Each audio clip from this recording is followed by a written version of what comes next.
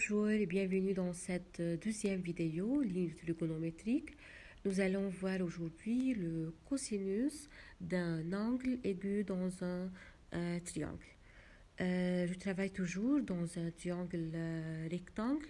J'ai dit ça dans la vidéo précédente. Et par définition ici, le cosinus d'un angle aigu est le nombre obtenu en divisant la mesure du côté adjacent à cet angle par la mesure de l'hypoténuse. Alors, on a la formule, l'expression suivante. Cosinus de l'angle égale mesure du côté adjacent à cet angle sur mesure de l'hypoténuse. Il faut savoir toujours que le cosinus est un lien entre le côté adjacent et l'hypoténuse. Alors, par exemple, ici, il faut identifier que pour l'angle BAC, AB est son côté adjacent, l'hypoténuse ici est le côté opposé à l'angle droit qui est AC.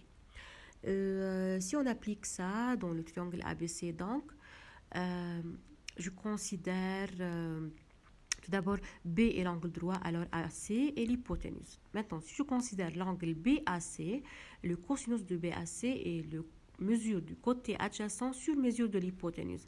Ici, le côté adjacent à BAC est AB, l'hypoténuse est AC. On a donc AB sur AC. Si on fait pareil avec l'angle en rouge, l'angle BCA, cosinus de BCA égale mesure du côté adjacent à BCA sur mesure de l'hypoténuse, alors est égal à BC qui est adjacent à BCA sur AC qui est l'hypoténuse. Mais il faut faire attention que le cosinus d'un angle aigu est toujours compris entre 0 et 1. Parce que l'hypoténuse est le plus long côté dans un triangle. Donc, si on divise le côté adjacent qui est plus petit que l'hypoténuse par l'hypoténuse, on obtient alors un nombre qui est compris entre 0 et 1. Nous allons faire tout de suite des applications numériques de cette formule. On a par exemple le triangle MPN. C'est un triangle rectangle en P. Alors, MN est l'hypoténuse. Je connais que l'hypoténuse mesure 8 cm. Le côté MP en rouge est de 6 cm. Il faut ici calculer la mesure de l'angle en rouge. Dans le triangle MNP qui est rectangle en P, on peut alors appliquer la formule en cosinus. Alors, cosinus de PMN égale mesure du côté adjacent sur mesure de l'hypoténuse. Je remplace avec le côté MP sur MN avec les valeurs numériques. Alors, c'est 6 sur 8. Par une simplification, j'obtiens 3 quarts. Donc, le cosinus de PMN est 3 sur 4. Mais il faut passer à l'angle. Il faut ici savoir la mesure de l'angle en M. Il n'y a pas d'autre méthode que d'utiliser la calculatrice, mais il faut vérifier tout d'abord que la calculatrice est en degrés. Tout simplement, je peux ici appuyer sur la touche Shift, puis sur la touche cosinus. La calculatrice affiche la réponse.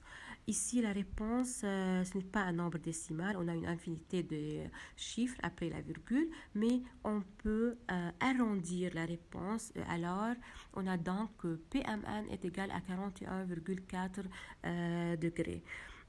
Donc, la calculatrice ici m'a donné la réponse que l'angle dont le cosinus vaut 3 sur 4 est 41,4.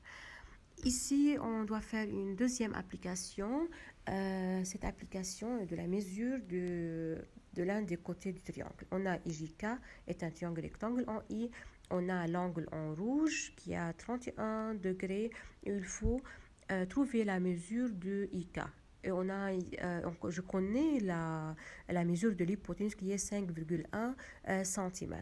Alors, comme le triangle est rectangle en I, j'applique la formule en cosinus. Cosinus IKJ égale mesure du côté adjacent sur mesure de l'hypoténuse est égal à IK sur JK. Maintenant, je peux faire le produit en croix. Donc, je multiplie cosinus de 31 degrés par 5,1. Alors, IK est égal à, comme on a dit, égal à 5,1 fois cosinus de 31 degrés. Ici, pour trouver on ne peut pas trouver la valeur de cosinus 31 degrés manuellement. Il faut utiliser alors la calculatrice. Il faut utiliser la calculatrice. Je peux appuyer sur la touche cosinus. J'écris d'abord 5,1 fois cosinus 31. La calculatrice me donne la réponse. Ce n'est pas un nombre décimal, donc, mais je peux arrondir le résultat. On a donc IK égale à peu près 4,4 cm. C'est la mesure du côté IK. Voilà, c'est fini pour cette vidéo. Merci pour votre attention et au revoir dans la prochaine vidéo.